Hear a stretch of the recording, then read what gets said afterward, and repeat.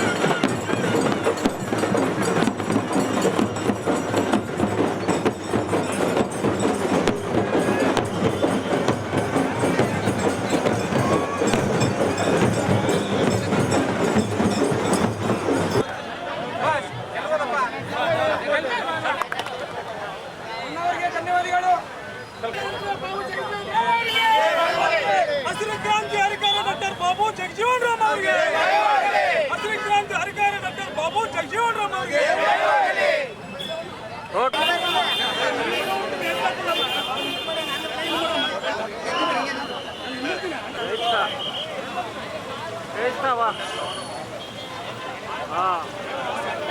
ఒక నాడు అది తిరిగేదంటే ఒక నాడు రెడ్డి రెడ్డి ఆడ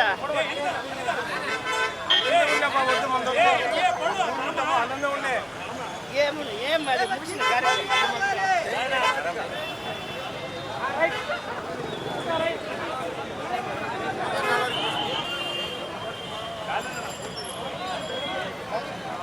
ರಾಯಚೂರಿನಲ್ಲಿ ಏಮ್ಸ್ ಸ್ಥಾಪನೆ ಮಾಡುವ ಕುರಿತು ರಾಜ್ಯ ಸರ್ಕಾರದಿಂದ ಸರಿಯಾದ ಪ್ರಸ್ತಾವನೆ ಬಂದಿಲ್ಲ ಎಂಬ ಬಿಜೆಪಿ ನಾಯಕರ ನಾಲಿಗೆ ಸರಿಯಿಲ್ಲ.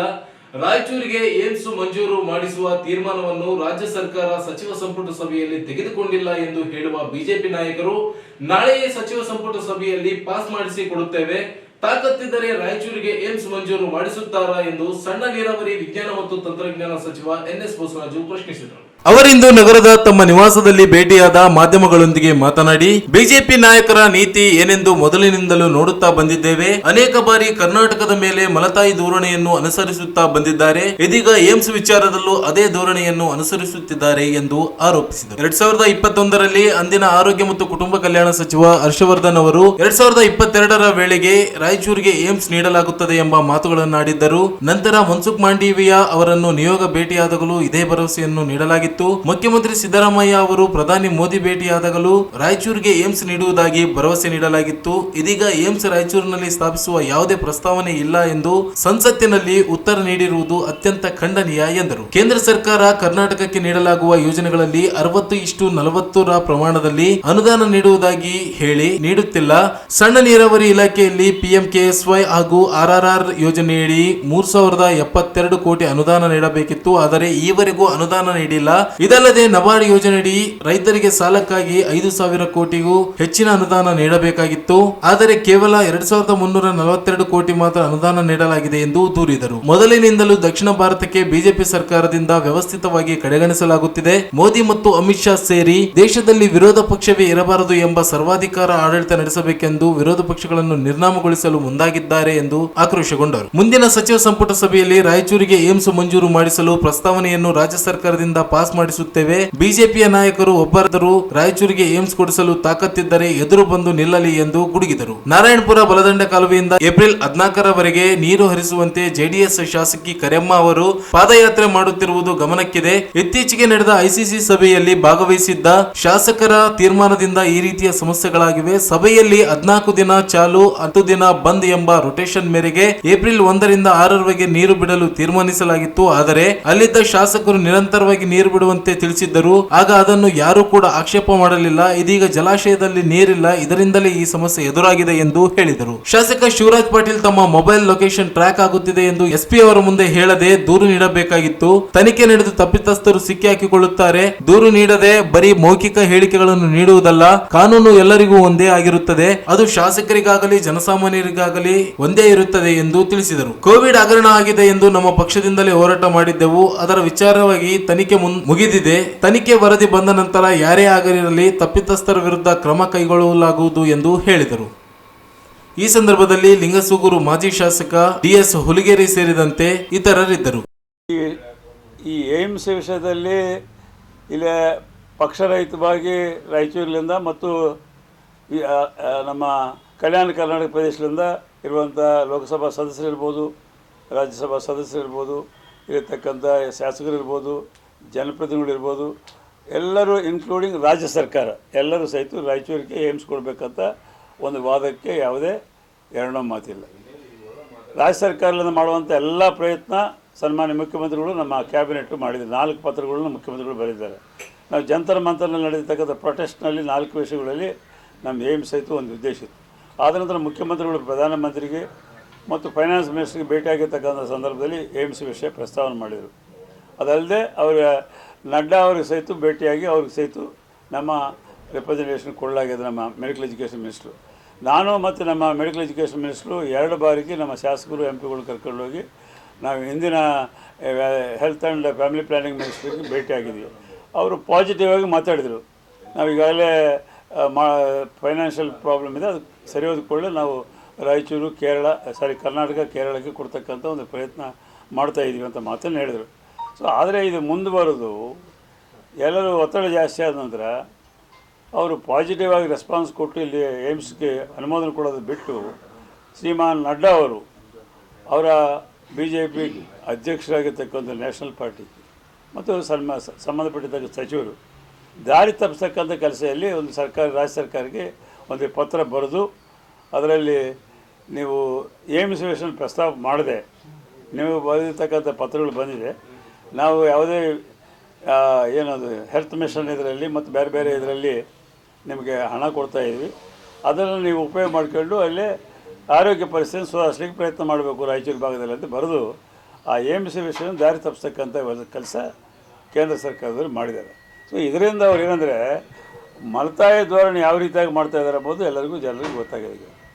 ಕೇವಲ ಇದರಲ್ಲೇ ಅಲ್ಲ, ಅನೇಕ ಯೋಜನೆಗಳು ಇವತ್ತೇನು 60-40 ಮೇಲೆ ಏನು ನಡೀತಾ ಇದೆ ಕೇಂದ್ರ ರಾಜ್ಯ ಸರ್ಕಾರ ಮತ್ತು ಈಗ ಅವ್ರು ಹೇಳಿದ ನೋಡಿ, ನಡ್ಡಾ ಅವ್ರ ಲೆಟ್ರ್ ಈಗ ನಮ್ಮ ಹತ್ರ ಇತ್ತು ರಾಜ್ಯ ಸರ್ಕಾರದ, ನಿಮ್ಗೆಲ್ಲರೂ ನೋಡಿದ್ವಿ.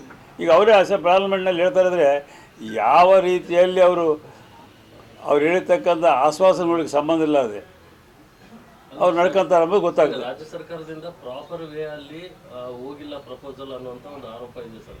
ಸಚಿವ ಸಂಪುಟ ಸಭೆಯಲ್ಲಿ ಅದನ್ನ ತೀರ್ಮಾನ ಮಾಡಿ ಪ್ರಪೋಸಲ್ ಕೊಡಬೇಕಾಗಿತ್ತು. ಕೇವಲ ನಿಯೋಗಗಳ ಮೂಲಕ ನೋಡ್ರಿ, ಅದು ಅವ್ರು ಹೇಳ್ತಾ ಇದ್ರೆ ನೀವು ಅರ್ಧ ಮಾಡ್ಕೋಬಾರ್ದು. ನೀವು ಅರ್ಧ ಮಾಡ್ಕೊಳ್ಳಿ. ಮುಖ್ಯಮಂತ್ರಿ is the head of the cabinet. ಅಲ್ಲಿ ಏನೇ ಇದ್ದರೆ ಅವರೇ ಸೈನ್ ಮಾಡಿ ಕಳಿಸ್ತಾರೆ. ನಾವೆಲ್ಲ ಸೈನ್ ಮಾಡೋದಿಲ್ಲ. ಅಲ್ಲಿ ತೀರ್ಮಾನಕ್ಕಷ್ಟೇ ನಾವಿರೋದು. Ultimately chief minister will sign and then chief secretary will issue the order. ಆ ಚೀಫ್ ಸೆಕ್ರೆಟರಿ ವಿಲ್ ಮಾಡೋದಿಲ್ಲ. ಅದಾಯ್ತಾ? That is the system. ಯಾರು ಅದು ಸಿಸ್ಟಮ್ ಗೊತ್ತಿಲ್ಲ ಅದ್ರ ಮಾತಾಡೋವು ಎಲ್ಲ ಅಲ್ಲ. ಅದಕ್ಕೇನು ಪ್ರಪೋಸಲ್? ಚೀಫ್ ಮಿನಿಸ್ಟರ್ ಅಂದರೆ on behalf of the state is the head of the state. ಅದಕ್ಕೇನು ಕ್ಯಾಬಿನೆಟ್ನಲ್ಲಿ ಏನು ಕೂತ್ಕೊಂಡು ತೀರ್ಮಾನ ಮಾಡ್ಬೇಕಾ? ಯಾರು ಹೇಳ್ತಾರೆ? ಅದೇ ನೋಡಿ, ಬಿ ಜೆ ಪಿಯವರಿಗೆ ನಾಲಿಗೆ ಸರಿಯಾಗಿಲ್ಲ. ಏನು ಮಾತಾಡ್ತಾರೋ ಅವ್ರಿಗೆ ಗೊತ್ತಿಲ್ಲ. ಜನರಿಗೆ ಆ ಸಮಯಕ್ಕೆ ಆ ಸಿಸ್ಟಮ್ಗೆ ದಾರಿ ತಪ್ಪಿಸ್ತಕ್ಕಂಥ ಕೆಲಸವನ್ನೇ ಮಾಡ್ತಾರೆ. ಇವತ್ತು ನಾಳೆನೇ ಕ್ಯಾಬಿನೆಟ್ನಲ್ಲಿ ಮಾಡಿಸ್ಕೊಡ್ತೀವಿ. ಯಾವನು ತಾಕತ್ತಿದ್ರೆ ಬಿ ಜೆ ಪಿ ಲೀಡರ್ ಬಾ ಅಂತೇಳಿ ಯಾರು ಮಾತಾಡ್ತಾರಲ್ಲ ನಿಮ್ಮ ಹತ್ರ, ಅವ್ನು ತಾಕತ್ತಿದ್ದು ನಮ್ಮ ಎದುರುಗಡೆ ಬರಬೇಕು. ನಾಳೆನೇ ಕ್ಯಾಬಿನೆಟ್ ಐತಿ 11ನೇ ತಾರೀಕು, ಪಾಸ್ ಮಾಡಿಸ್ಕೊಡ್ತೀವಿ ಅವ್ರು ಹೇಳಿದ ರೀತಿಯಲ್ಲಿ. ಏನು ಮಾಡಿಸ್ಕೊಂಬರೋ ತಾಕತ್ತು ಐತೆ ಅವ್ರ ಹತ್ರ? ನಾನು ಚಾಲೆಂಜ್ ಮಾಡ್ತೀನಿ. ಅವ್ರು ಹೇಳಿ ಯಾವ ರೀತಿ ಲೆಟ್ರ್ ಬೇಕು ರಾಜ್ಯ ಸರ್ಕಾರದ ಬರೆಸ್ಕೊಡ್ತೀವಿ ನಾವು. ಏನು ಕ್ಯಾಬಿನೆಟ್ ಮಿನಿಸ್ಟರ್ಸ್ ಎಲ್ಲ ಸೈನ್ ಮಾಡಬೇಕಾ? ನಾಚಿಕೆಲ್ಲ ಆದರೂ ಅವ್ರು ಮಾತಾಡ್ತಾರೆ ಅಂತಂದರೆ. ಏನು ನಮ್ಮ ರಾಜ್ಯ ಸರ್ಕಾರ ಎಲ್ಲ ಹೋದರೆ 371 UPA ಸರ್ಕಾರ ಕೊಟ್ಟಿದೆ. ರಾಜ್ಯ ಸರ್ಕಾರ ಎಲ್ಲ ಕ್ಯಾಬಿನೆಟ್ ಮಿನಿಸ್ಟರ್ ಸೈನ್ ಮಾಡಿಕೊಟ್ರೆ ಮಾತಾಡ್ತಾರೆ. ಮಾತಾಡೋರು ಅದೇ ಎಂಥ ಇದೇ ಥರ ಅಂಬೋದು ಗೊತ್ತಾಗುತ್ತೆ ಅಷ್ಟೇ. ಅವಿವೇಕರು ಅಂತೇಳಿ. ಸರಿ ಸರ್, ಥ್ಯಾಂಕ್ ಯು. ಟ್ಯಾಪ್ ಮಾಡ್ತಿದ್ರು ಅಂತ ಒಂದು ಆರೋಪ ಮಾಡಿದ್ದಾರೆ ಸರ್. ಪೊಲೀಸ್ ಇಲಾಖೆ ಆಡಳಿತ ಪಕ್ಷದ ಬಗ್ಗೆ ಕೆಲಸ ಮಾಡ್ತಿದ್ದಾರೆ. MLA ಅವರಲ್ಲಿ, ಸಾಮಾನ್ಯ ಜನರಲ್ಲಿ ಯಾರೇ ಇರಲಿ, ಯಾರಿಗೆ ಆ ರೀತಿಯಾದ ಒಂದು ಅನುಮಾನ ಬಂದರೆ ನ್ಯಾಯಾಂಗ ಐತಿ. ಒಂದು ಅರ್ಜಿ ಕೊಟ್ಟು ಅದ್ರ ಮೇಲೆ ಎಂಕ್ವೈರಿ ಮಾಡಿಸಿ ಅದ್ರಾಗ ಅವ್ರ ಲೆಜಿಸ್ಲೇಟರ್ ಅಂದಮೇಲೆ ಜನಪ್ರತಿನಿಧಿ ಮೇಲೆ ಸೀರಿಯಸ್ ಆಗಿ ಮಾಡಲೇಬೇಕಾದ್ರೆ ಯಾರು ಆ ರೀತಿಯಾಗಿ ಮಾಡಿದ್ರೆ ಕಾನೂನಿನ ಪ್ರಕಾರ 100% ಅವ್ರ ಮೇಲೆ ಆ್ಯಕ್ಷನ್ ತೊಗೋಬೇಕು ಅಂಬೋದೇ ನಮ್ಮ ಸರ್ಕಾರ ನಿರ್ಧಾರ. ಬಟ್ ಆದರೆ ನೀವು ಕಂಪ್ಲೇಂಟ್ ಕೊಡಬೇಕಲ್ಲ. ಯಾರು ಹೇಳಿದರು? ಹೇಳೋದು ಒಂದೇ ಅಲ್ಲ, ಹೇಳಿದ ಮೇಲೆ ಕಂಪ್ಲೇಂಟ್ ಕೊಡಬೇಕು. ಕಂಪ್ಲೇಂಟ್ ಕೊಟ್ಟ ಮೇಲೆ ವೆರಿಫಿಕೇಷನ್ ಆಗ್ತದೆ. ಯಾವುದೇ ದೇಶದಲ್ಲಿರ್ತಕ್ಕಂಥ ಪ್ರಜಾಸ್ವಾಮ್ಯ ವ್ಯವಸ್ಥೆಯಲ್ಲಿ ಇದೇ ರೀತಿ ಇದೆ. ಕಾನೂನು ಐತಿ. ಕಾನೂನಿಗೆ ಏನಾದರೂ ಯಾರಿಗೆಲ್ಲ ನಮ್ಗೆ ಅನ್ಯಾಯ ಆಗ್ತದೆ, ಧಕ್ಕೆ ಆಗ್ತದೆ ಅಂತಂದಾಗ ನಾವು ಕಂಪ್ಲೇಂಟ್ ಕೊಡಬೇಕು. ಕಂಪ್ಲೇಂಟ್ ಕೊಟ್ಬಿಟ್ರೆ ಎಂಕ್ವೈರಿ ಆಗ್ತದೆ. ಎಂಕ್ವೈರಿ ಆದಮೇಲೆ ಯಾರು ತಪ್ಪಿಸ್ತಿದ್ದಾರೆ ಅವ್ರ ಮೇಲೆ ಕಾನೂನು ಕ್ರಮ ತೊಗೊತಾರೆ. ಅವಾಗ ಕಾನೂನು ಕ್ರಮ ತೊಗೊಳ್ಳಿದ್ರೆ ನಾವು ಮಾತಾಡಬೇಕು. ನೀವು ಕಂಪ್ಲೇಂಟೇ ಕೊಡಲಾರ್ದಂಗೆ ಹೇಳ್ಕೊಂತ ಹೋದರೆ ದಿಸ್ ಇಸ್ ನೋ ಮೀನಿಂಗ್. ಇನ್ನೊಂದು ಇದೇ ವಿಚಾರಕ್ಕೆ ಸಂಬಂಧಪಟ್ಟಂತೆ ಸರ್, ಇಬ್ಬರು ಪೊಲೀಸ್ ಅಧಿಕಾರಿಗಳನ್ನ ಈಗ ಒಂದು ಸಾವು ಪ್ರಕರಣಕ್ಕೆ ಸಂಬಂಧಪಟ್ಟಂತೆ ಅಮಾನತು. ಬೆಲೆ ಏರಿಕೆ, ತೆರಿಗೆ ಹೆಚ್ಚಳ, ಕಾಂಗ್ರೆಸ್ ಸರ್ಕಾರದ ನೀತಿಗಳ ವಿರುದ್ಧ ಹಾಗೂ ಅಲ್ಪಸಂಖ್ಯಾತರಿಗೆ ಸಂವಿಧಾನ ಬಾಹಿರವಾಗಿ ಕಾಮಗಾರಿಗಳಲ್ಲಿ ಮೀಸಲಾತಿ, SC ST ಮೀಸಲು ಹಣದ ದುರ್ಬಳಕೆ, ಬಿಜೆಪಿಯ 18 ಶಾಸಕರ ಅಮಾನತನ್ನು ಖಂಡಿಸಿ ಜಿಲ್ಲಾ ಬಿಜೆಪಿ ಪಕ್ಷದಿಂದ ನಗರದ ಡಾಕ್ಟರ್ BR ಅಂಬೇಡ್ಕರ್ ವೃತ್ತದಲ್ಲಿ ಪ್ರತಿಭಟನೆ ನಡೆಸಲಾಯಿತು. ಬೆಲೆ ಏರಿಕೆಯಿಂದ ಜನರ ಮೇಲೆ ಹೊರೆ ಬಿದ್ದಿದೆ. ಹಾಲಿನ ದರ, ವಿದ್ಯುತ್ ದರ, ಬಸ್ ಪ್ರಯಾಣ ದರ, ಸ್ಟಾಂಪ್ ಶುಲ್ಕ, ಮದ್ಯದ ದರ ಹೆಚ್ಚಳವು ಜನಸಾಮಾನ್ಯರ ಮಧ್ಯಮ ವರ್ಗದವರ ಬದುಕಿಗೆ ಕೊಡಲಿ ಏಟಿನಂತೆ ಎರಗಿದೆ. ದಿನೇ ದಿನೇ ಹೊಸ ತೆರಿಗೆಗಳನ್ನು ವಿಧಿಸಲಾಗುತ್ತಿದೆ. ಇದೆಲ್ಲದರ ಪರಿಣಾಮವಾಗಿ ಜನರ ಬದುಕಿಗೆ ರಾಜ್ಯ ಸರ್ಕಾರ ಕೊಡಲಿ ಏಟು ನೀಡುತ್ತಿದೆ ಎಂದು ಆಕ್ರೋಶ ವ್ಯಕ್ತಪಡಿಸಿದರು. ಕೆಲ ದಿನಗಳ ಹಿಂದೆ ಸರ್ಕಾರದ ನಿರ್ಧಾರದಿಂದ ಡೀಸೆಲ್ ದರವು ಹೆಚ್ಚಿದ್ದು, ದಿನಬಳಕೆ ವಸ್ತುಗಳು, ಸರಕು ಸಾಮಗ್ರಿಗಳ ದರವು ಏರಿಕೆ ಕಂಡಿದೆ. ಆದ್ದರಿಂದ ಸರ್ಕಾರವು ಈ ಕೂಡಲೇ ಏರಿಸಿದ ಎಲ್ಲಾ ದರಗಳನ್ನು ಹಿಂಪಡೆಯಬೇಕು. ಅಲ್ಪಸಂಖ್ಯಾತರನ್ನು ಖುಷಿಪಡಿಸಲು ಸರ್ಕಾರಿ ಕಾಮಗಾರಿಗಳಲ್ಲಿ 4% ಮೀಸಲಾತಿಯನ್ನು ಕೊಡುವ ಸರ್ಕಾರದ ತುಷ್ಟೀಕರಣದ ನಿರ್ಧಾರವನ್ನು ಬಿಜೆಪಿ ವಿರೋಧಿಸುತ್ತದೆ. ಡಾಕ್ಟರ್ BR ಅಂಬೇಡ್ಕರ್ ಅವರು ರಚಿಸಿದ ನಮ್ಮ ಸಂವಿಧಾನದಲ್ಲಿ ಧರ್ಮ ಆಧಾರಿತ ಮೀಸಲಾತಿ ಕೊಡಲು ಅವಕಾಶವಿಲ್ಲ. ಇದರ ನಡುವೆ ಮೀಸಲಾತಿ ನೀಡಲಾಗಿದೆ. ಇದು ಅತ್ಯಂತ ಖಂಡನಾರ್ಹವಾಗಿದೆ ಎಂದು ಆಕ್ರೋಶ ಹೊರಹಾಕಿದರು. ಧರ್ಮ ಆಧಾರಿತ ಮೀಸಲಾತಿ ಕೊಡಲಾಗದು ಎಂದು ಸಂವಿಧಾನ ಸ್ಪಷ್ಟವಾಗಿ ತಿಳಿಸಿದೆ. ಈ ಸಂಬಂಧ ಸುಪ್ರೀಂ ಕೋರ್ಟ್ ಸೇರಿ ವಿವಿಧ ಕೋರ್ಟ್ಗಳು ತೀರ್ಪು ಕೊಟ್ಟಿವೆ. ಇದು ಸಂವಿಧಾನದ ವಿರೋಧಿ ಎಂಬುದು ಗೊತ್ತಾಗಿದ್ದರೂ ನಾಡಿನ ಹಿಂದೂಗಳ ಮೇಲೆ ದೌರ್ಜನ್ಯ, ಅವಮಾನ ಮಾಡುವ ನಿರ್ಧಾರ ಅಕ್ಷಮ್ಯ ಅಪರಾಧವಾಗಿದೆ. ಸರ್ಕಾರವು ತನ್ನ ನಿರ್ಧಾರದಿಂದ ಹಿಂದಕ್ಕೆ ಸರಿಯಬೇಕು ಎಂದು ಆಗ್ರಹಿಸಿದರು.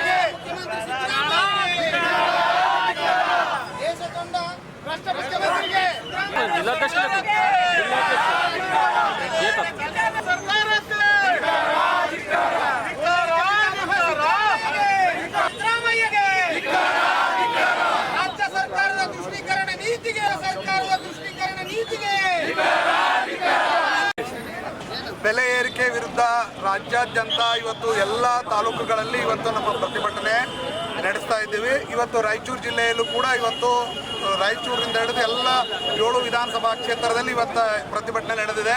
ಇವತ್ತು ನಮ್ಮ ಭ್ರಷ್ಟ ಕಾಂಗ್ರೆಸ್ ಸರ್ಕಾರ ಇವತ್ತು ಏನಾಗಿದೆ ಅಂದರೆ ಹುಟ್ಟುವ ಮಗುವಿನ ಬರ್ತ್ ಸರ್ಟಿಫಿಕೇಟಿಂದ ಹಿಡಿದು ಡೆತ್ ಸರ್ಟಿಫಿಕೇಟ್ವರೆಗೂ, ಅದೇ ರೀತಿ ಇವತ್ತು ಏನು ದಿನಬಳಕೆ ವಸ್ತುಗಳಾಗಿರ್ತಕ್ಕಂಥ ಹಾಲಿನಿಂದ ಹಿಡ್ಕೊಂಡು ಪ್ರತಿಯೊಂದು ಮನುಷ್ಯನಿಗೆ ದಿನ ಬಳಕೆಗೆ ಏನು ಬೇಕು ಎಲ್ಲವನ್ನು ಕೂಡ ಇವತ್ತು ಬೆಲೆಯನ್ನು ಏರಿಕೆ ಮಾಡೋ ಮುಖಾಂತರ ತನ್ನ ಬೊಕ್ಕಸವನ್ನು ತುಂಬಿಕೊಂಡು ಅದನ್ನು ಭ್ರಷ್ಟಾಚಾರ ರೂಪದಲ್ಲಿ ಇವತ್ತು ಬೇರೆ ಬೇರೆ ರಾಜ್ಯಗಳಿಗೆ ಚುನಾವಣೆಗಾಗಿ ಕಳಿಸ್ತಾ ಇರೋದನ್ನು ನಾವು ಕಂಡಿದ್ದೀವಿ. ಒಂದು ವೇಳೆ ಅದೇ ರೀತಿ ಕೂಡ ಇವತ್ತು ಸರ್ಕಾರ ಯಾವ ಮಟ್ಟಕ್ಕೆ ಹಿಡಿದಿದೆ ಅಂದರೆ ನಮ್ಮ BJP ಕಾರ್ಯಕರ್ತರ ಕೊಲೆ ಮಾಡಿಸುವ ಮಟ್ಟಕ್ಕೆ ಇವತ್ತು ಕಾಂಗ್ರೆಸ್ ಸರ್ಕಾರ ಹಿಡಿದಿದೆ. ಅದಕ್ಕೂ ಕೂಡ ನಂದು ದೊಡ್ಡ ಧಿಕ್ಕಾರ ಇದೆ. ಅದೇ ರೀತಿ ಕೂಡ ನಮ್ಮ ನಗರ ಶಾಸಕರ ಫೋನ್ ಕೂಡ ಇವತ್ತು ಟ್ರ್ಯಾಪ್ ಮಾಡಿದ್ದಾರೆ. ಇವತ್ತು ಆ ಟ್ರ್ಯಾಪ್ ಮಾಡೋ ಮೂಲಕ ಇವತ್ತು ಅವರ ಪ್ರವೇಶಿಗೆ ಧಕ್ಕೆ ತಂದಿದ್ದಾರೆ. ಇಂಥ ಒಂದು ನಾಚಿಕೆಗೇಡಿನ ಸರ್ಕಾರಕ್ಕೆ ನಮ್ಮ ಧಿಕ್ಕಾರ ಇದೆ. ಇವತ್ತು ಈ ಹಂತದಲ್ಲಿ ಇವತ್ತು ಅದು ತನಿಖೆ ಆಗಬೇಕು. ಇವತ್ತು ಯಾವ ರೀತಿಯ ತನಿಖೆ ಮಾಡ್ತಿರೋ ಗೊತ್ತಿಲ್ಲ. ಇವತ್ತು ಪ್ರತಿಯೊಬ್ಬ ಪೊಲೀಸ್ ಅಧಿಕಾರಿಗಳು ಈ ಭಾರತೀಯ ಜನತಾ ಪಕ್ಷದ ಮುಖಂಡರ ಮೊಬೈಲ್ಗಳನ್ನು ಟ್ರ್ಯಾಪ್ ಮಾಡೋದಾದರೆ ಮತ್ತು ನಾವು ಪ್ರವೇಶದಿಂದ ಬದುಕೋದು ಹೇಗೆ? ಹಾಗಾಗಿ ನಾನು ಈ ರಾಜ್ಯ ಸರ್ಕಾರಕ್ಕೆ ಇವತ್ತೇನಾದರೂ ಈ ಒಂದು ತನಿಖೆ ಆದೇಶ ಮಾಡದೆ ಹೋದರೆ, ತುರ್ತಾಗಿ ತನಿಖೆ ಆದೇಶ ಮಾಡೋ ಹೋದರೆ ಇಡೀ ಜಿಲ್ಲೆಯಾದ್ಯಂತ ಇಡೀ ರಾಜ್ಯಾದ್ಯಂತ ಇದ್ರ ಬಗ್ಗೆ ಒಂದು ಹೋರಾಟವನ್ನು ನಾವು ರೂಪಿಸಬೇಕಾಗುತ್ತೆ. ಇಂಥ ನಾಚಿಕೆಗೇಡಿನ ಸರ್ಕಾರ ಇವತ್ತು ನಮ್ಮ ರಾಜ್ಯದಲ್ಲಿ ಅಧಿಕಾರ ಇರೋದು ನಮ್ಮೆಲ್ಲರ ದುರಂತ ಅಂತೇಳಿ ನಾನು ಈ ಸಂದರ್ಭದಲ್ಲಿ ಹೇಳ್ತೇನೆ. ಈ ಸಂದರ್ಭದಲ್ಲಿ ಜಿಲ್ಲಾ ಬಿಜೆಪಿ ಅಧ್ಯಕ್ಷರಾದ ವೀರನಗೌಡ ಲೆಕ್ಕಿಹಾಳ್, ತ್ರಿವಿಕ್ರಮ್ ಜೋಶಿ, ನಗರ ಮಂಡಲ ಅಧ್ಯಕ್ಷ Utkur Raghavendra, Rajkumar, G Shankar Reddy, Santosh Rajguru, E Shashiraj, V Nagaraj, G Mahendra Reddy, Kadagol Ramachandra, Kotreshappa Kori, Vijay Kumar Sajjan, P Yallappa, N Vinayak Rao, Lalitha Anjaneya Kadagol, N Srinivasa Reddy, U Narasareddy, Narasappa Eklaspur, Veeresh Talar, ಸುಮಾಗ್ ಅಶೋಕ್ ಗಸ್ತಿ, ಶರಣಮ್ಮ ಕಾಮರೆಡ್ಡಿ, ನಾಗವೇಣಿ, ಶಿವಲಕ್ಷ್ಮಿ, ಸಂಗೀತ, ನಿವೇದಿತಾ, ಪಳಗಲ್ ನಾಗರಾಜ್ ಸೇರಿದಂತೆ ಪಕ್ಷದ ಮುಖಂಡರು, ಕಾರ್ಯಕರ್ತರು ಭಾಗವಹಿಸಿದ್ದರು. ಈಗ ಜಾಹೀರಾತುಗಳು. ಬಂದಾಯಿತು ಮನ ಮೆಚ್ಚಾಯಿತು ಚೆನ್ನೈ ಶಾಪಿಂಗ್ ಮಾಲ್. ಟ್ರೆಡಿಷನ್ಗೆ ಲೇಟೆಸ್ಟ್ ಫ್ಯಾಷನ್ಗೆ ಚೆನ್ನೈ ಶಾಪಿಂಗ್ ಮಾಲ್. ಯಾವ ಟ್ರೆಂಡು ಬೇಕು ಆ ಟ್ರೆಂಡು, ಮದುವೆ ಶಾಪಿಂಗ್ಗೆ ನಂಬರ್ 1 ನಮ್ಮ ಚೆನ್ನೈ ಶಾಪಿಂಗ್ ಮಾಲ್. ನಮ್ಮ ಚೆನ್ನೈ ಶಾಪಿಂಗ್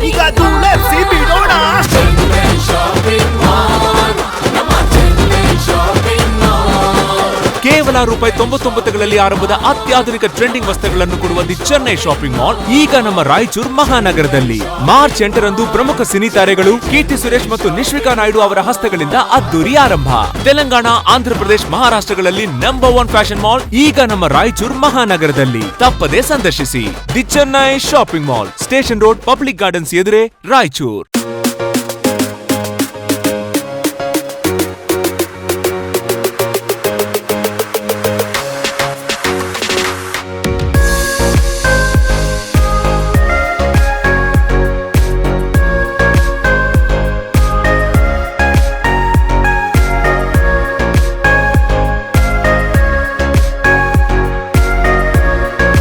ರಾಯಚೂರಿನಲ್ಲಿ ಅತಿ ಶೀಘ್ರದಲ್ಲೇ ಆನ್ಲೈನ್ ಕ್ಯಾಬ್ ಸೇವೆ ಪ್ರಾರಂಭ.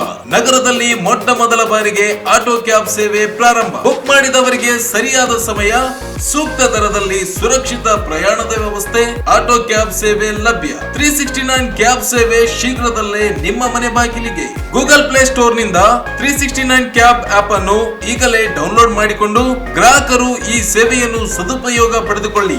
ಹಿಂದೆ ಸಂಪರ್ಕಿಸಿ 369 auto cabs, first floor, Anusha complex, Navodaya medical college ಎದುರುಗಡೆ, ಮಂತ್ರಾಲಯ ರಸ್ತೆ, ರಾಯಚೂರು. ಹೆಚ್ಚಿನ ಮಾಹಿತಿಗಾಗಿ ಸಂಪರ್ಕಿಸಿ ಮೊಬೈಲ್ ಸಂಖ್ಯೆ 988 697 5566.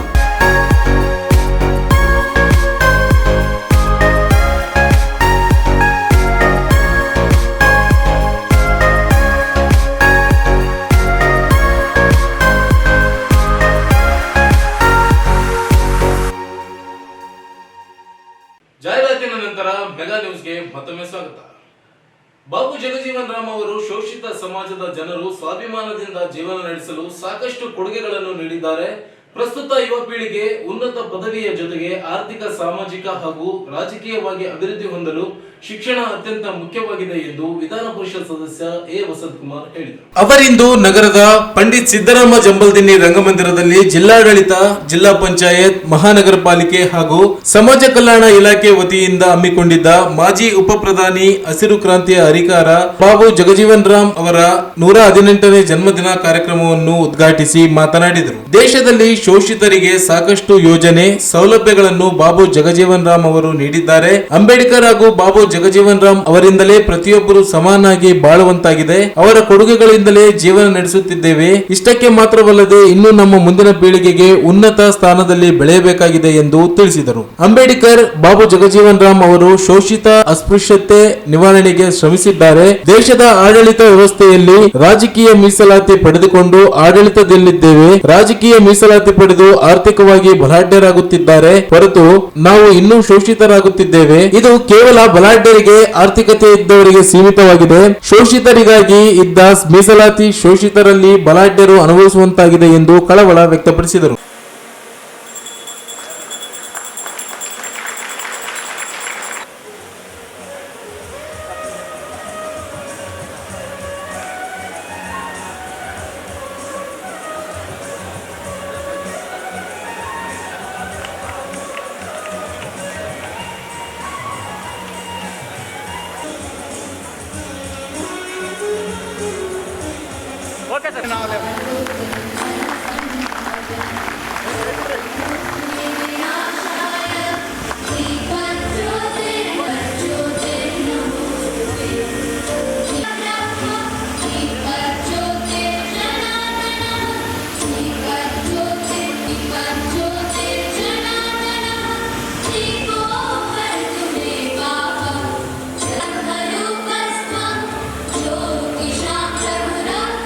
ರಾಯಚೂರು ಜಿಲ್ಲೆಗೆ ಆದರೆ ಯಾವ DC ಕೈಗೊಳ್ಳಲಾದಂತ ಒಂದು ದಿಟ್ಟ ನಿರ್ಧಾರವನ್ನು ಮಂಚಲ್ ಭೀಮಾ ಅಣ್ಣನವರು ನೆರವೇರಿಸ್ತಾ ಇದ್ದಾರೆ. ತುಂಬಾ ಸಂತೋಷದ ವಿಷಯವಾಗಿದೆ. ಮುಂದಿನ ದಿನಗಳಲ್ಲಿ ಅಲ್ಲಿ ಬಹಳ ಅಭಿವೃದ್ಧಿ ಕಾರ್ಯಕ್ರಮವನ್ನು ಕೈಗೊಳ್ತಿರತಕ್ಕಂಥ ಮಾತನ್ನ ಒತ್ತುವರಿ ಮಾಡಿಕೊಂಡು ಅವರನ್ನೆಲ್ಲ ಬಿಡಿಸಿ ಇವತ್ತು ಬಾಬು ನಮ್ಮ ಸಮಾಜಕ್ಕೆ ನೀಡಿರತಕ್ಕಂಥ ಸನ್ಮಾನ್ಯ ಜಿಲ್ಲಾಧಿಕಾರಿಗಳ ನಿತೀಶ್ ಸರ್ ಅವರಿಗೆ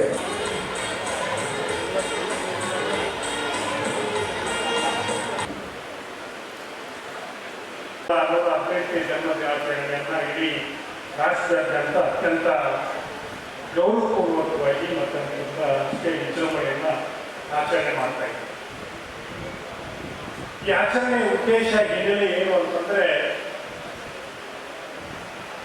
ಯಾವ ವ್ಯಕ್ತಿ ನಮ್ಮನ್ನು ಪ್ರತಿನಿಧಿಸಿದ್ರು, ನಮಗಾಗಿ ಹೋರಾಟ ಮಾಡಿದ್ರು, ನಮ್ಮ ಪರಿಸ್ಥಿತಿಗಳನ್ನು ಸುಧಾರಿಸಲಿಕ್ಕೆ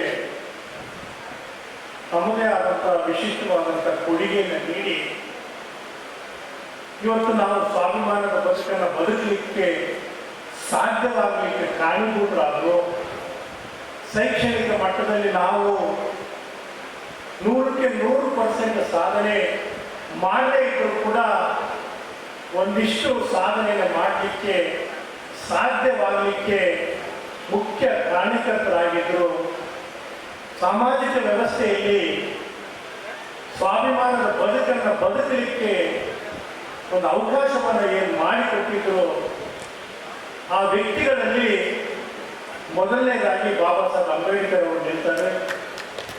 ಅದಾದ ನಂತರ ಎರಡನೇ ಸ್ಥಾನದಲ್ಲಿ ಅವರ ಏನು ಸಿದ್ಧಾಂತ, ತತ್ವ ಮತ್ತು ಅವರ ವಿಚಾರಧಾರಿ ಹಿನ್ನೆಲೆಯಲ್ಲಿ ಅವರು ನಡೆದಿರುವ ದಾರಿಯಲ್ಲಿ ನಡೆದಂಥ ಇನ್ನೋರ್ವ ಮೇಲು ವ್ಯಕ್ತಿತ್ವ ಯಾರಾದ್ರೆ ಅದು ಡಾಕ್ಟರ್ ಬಾಬು ಜಗಜೀವನ್ ರಾಮ್.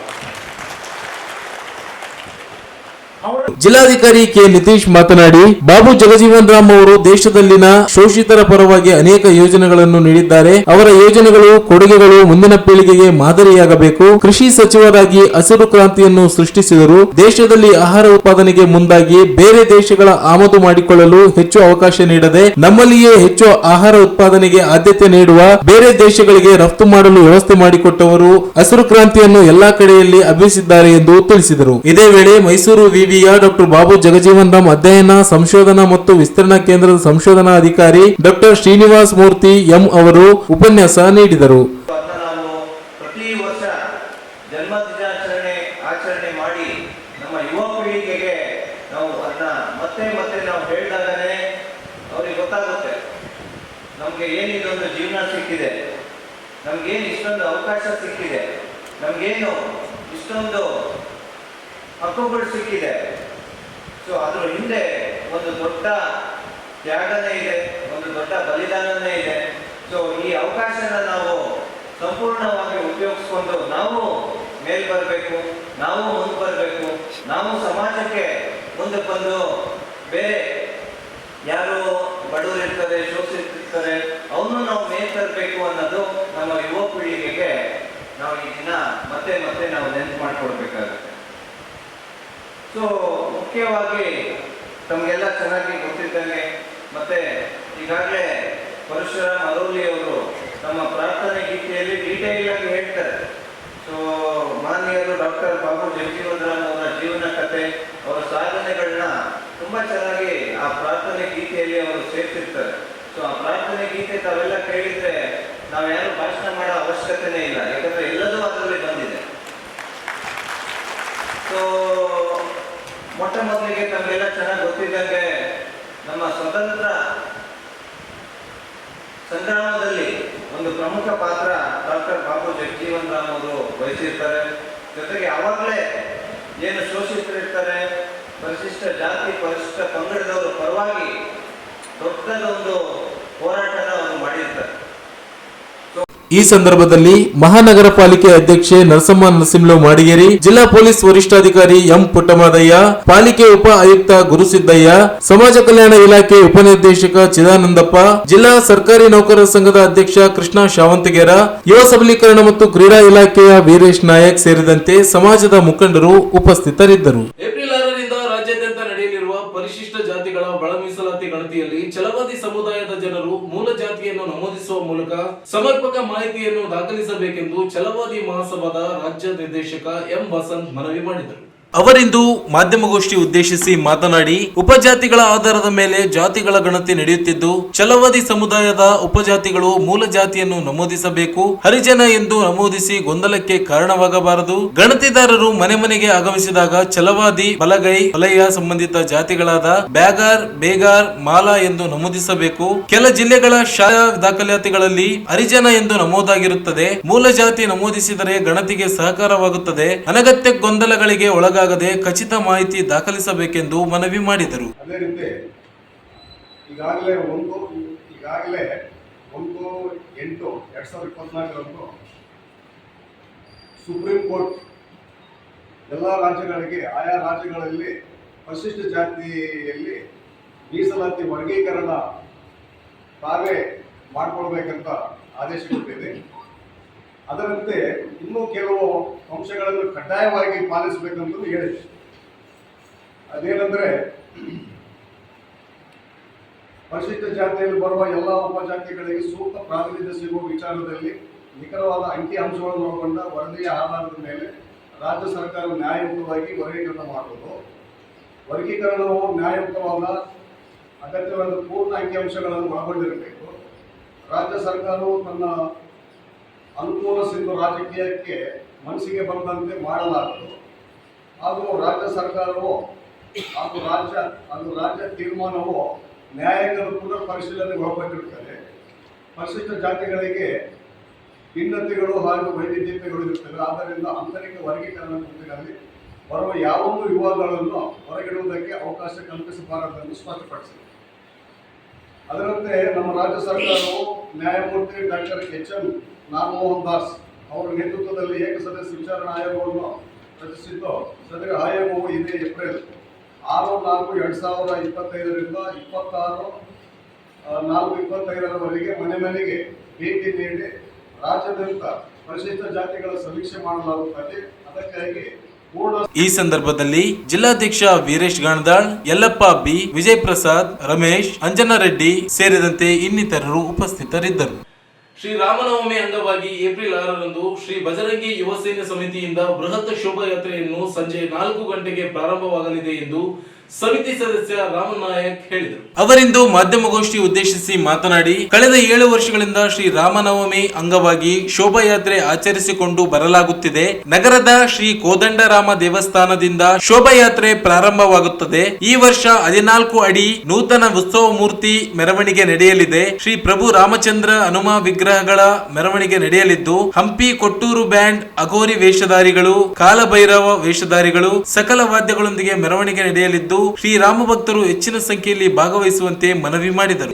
ನಮ್ಮ ರಾಮನವಮಿ ಶೋಭಾಯಾತ್ರೆಯನ್ನು ಯಶಸ್ವಿಗೊಳಿಸಬೇಕೆಂದು ಎಲ್ಲ ನಮ್ಮ ರಾಯಚೂರಿನ ಜನರಿಗೆಲ್ಲರಿಗೆ ನಾನು ಹೃತ್ಪೂರ್ವಕ ಸ್ವಾಗತವನ್ನು ಕೋರುತ್ತಾ, ನಮ್ಮ ಪ್ರತಿ ವರ್ಷದಂತೆ ಶೋಭಾಯಾತ್ರೆಯು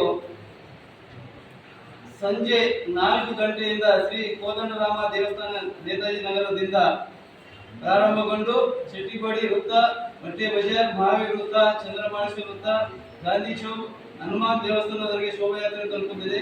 ವಿಶೇಷವಾಗಿ ಈ ವರ್ಷವು ನಾವು ನೂತನವಾಗಿ ಈ ರಾಮ ಮೂರ್ತಿಯನ್ನು ವಿಗ್ರಹವನ್ನು ಉದ್ಘಾಟನೆ ಮಾಡುವ ಸಮಾರಂಭವನ್ನು ಹಮ್ಮಿಕೊಂಡಿದ್ದು, ಅದೇ ರೀತಿಯಾಗಿ ನಮ್ಮ ರಾಮನ ದೇವಸ್ಥಾನದಿಂದ ಅಲ್ಲಿ ಉದ್ಘಾಟನೆ ಮೂರ್ತಿಯನ್ನು ಮುಗಿಸಿಕೊಂಡು ಈ ಶೋಭಾಯಾತ್ರೆಯನ್ನು ಹಮ್ಮಿಕೊಂಡಿದ್ದಿರುತ್ತದೆ. ಈ ಹಮ್ಮಿಕೊಂಡಿದ್ದ ಶೋಭಾಯಾತ್ರೆಯಲ್ಲಿ ಎಲ್ಲರೂ ಭಾಗವಹಿಸಿ ತಾವೆಲ್ಲರೂ ಯಶಸ್ವಿಗೊಳಿಸಬೇಕೆಂದು, ಶಾಂತಿ ರೀತಿಯಿಂದ ಹಾಗೂ ಸುವ್ಯವಸ್ಥೆಯಿಂದ ನಡೆಸಿಕೊಳ್ಳಬೇಕೆಂದು ತಮ್ಮಲ್ಲಿ ವಿನಂತಿಸಿಕೊಳ್ಳುತ್ತೇನೆ.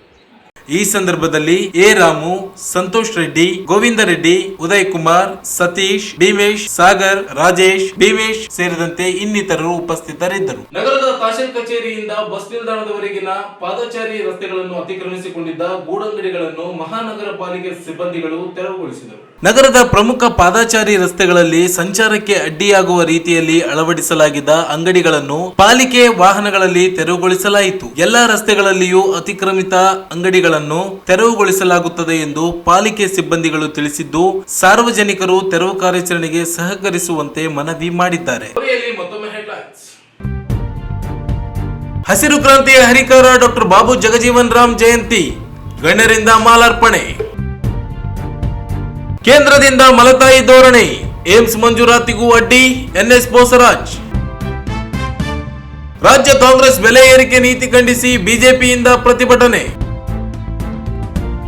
ಡಾಕ್ಟರ್ ಬಾಬು ಜಗಜೀವನ್ ರಾಮ್ ಜಯಂತಿ, ಶಿಕ್ಷಣದಿಂದ ಮಾತ್ರ ಸಮಾನತೆ ಸಾಧ್ಯ, ಎ ವಸಂತ್ ಕುಮಾರ್. ಏಪ್ರಿಲ್ 6ರಿಂದ ಪರಿಶಿಷ್ಟ ಜಾತಿಗಳ ಒಳ ಮೀಸಲು ಗಣತಿ, ಮೂಲ ಜಾತಿ ನಮೂದಿಸಲು ಎಂ ವಸಂತ್ ಮನವಿ. ಏಪ್ರಿಲ್ 6ರಂದು ಬಜರಂಗಿ ಯುವ ಸೇನೆಯಿಂದ ಶ್ರೀ ರಾಮನವಮಿ ಅಂಗವಾಗಿ ಶೋಭಾಯಾತ್ರೆ, ರಾಮು ನಾಯಕ್. ಮತ್ತು ರಸ್ತೆ ಅತಿಕ್ರಮಣ, ಅಂಗಡಿಗಳನ್ನು ತೆರವುಗೊಳಿಸಿದ ಮಹಾನಗರ ಪಾಲಿಕೆ ಸಿಬ್ಬಂದಿ. ಮೆಗಾ ವಾರ್ತೆಗಳು ಮುಕ್ತಾಯವಾದವು. ಮುಂದಿನ ಮೆಗಾ ವಾರ್ತೆಗಳೊಂದಿಗೆ ಮತ್ತೆ ಭೇಟಿಯಾಗೋಣ. ವಂದನೆಗಳು.